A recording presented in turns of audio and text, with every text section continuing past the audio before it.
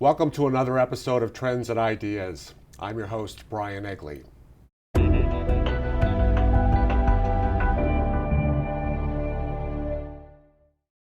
Diabetes is a rapidly growing disease, but thankfully there are treatments currently available and more on the way. Here to discuss this topic from an investment point of view is S&P Capital IQ equity analyst Herman Softless. Welcome, Herman. Thank you. Herman, let's talk about diagnosis numbers. Where are they currently and where are they expected to head? Unfortunately, the incidence of diabetes is a relatively high number in the United States, affecting some 25 million persons, or over 8% of the population, based on data from the American Diabetes Association. The Centers for Disease Control projects that, reflecting the rising incidence of obesity and sedentary lifestyles, as many as 1 out of 3 U.S. adults in this country could have diabetes by the year 2050. What's on the horizon as far as treatments go?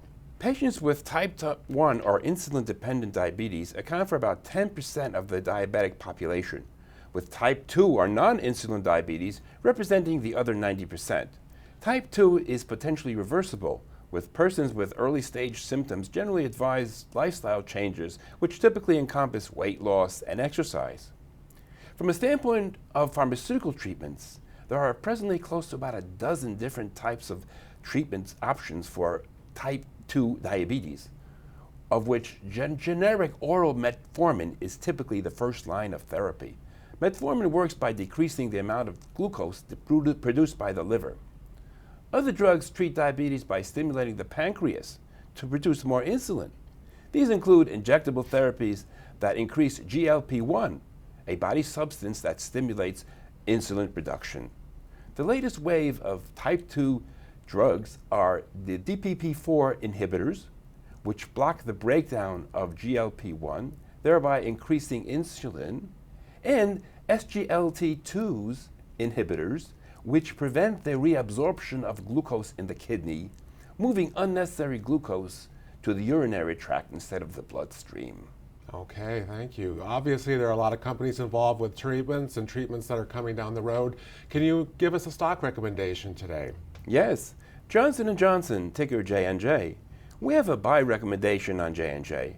We view J&J as uniquely situated with unmatched depth and breadth in the healthcare markets around the world. We like the company's lead positions in many pharmaceutical and device and consumer healthcare markets, coupled with new products such as Xarelto for heart disease, Zytiga for prostate cancer, and Invokana for type 2 diabetes. J&J also has a generous dividend, which yields 2.8%. All right, thank you, Herman.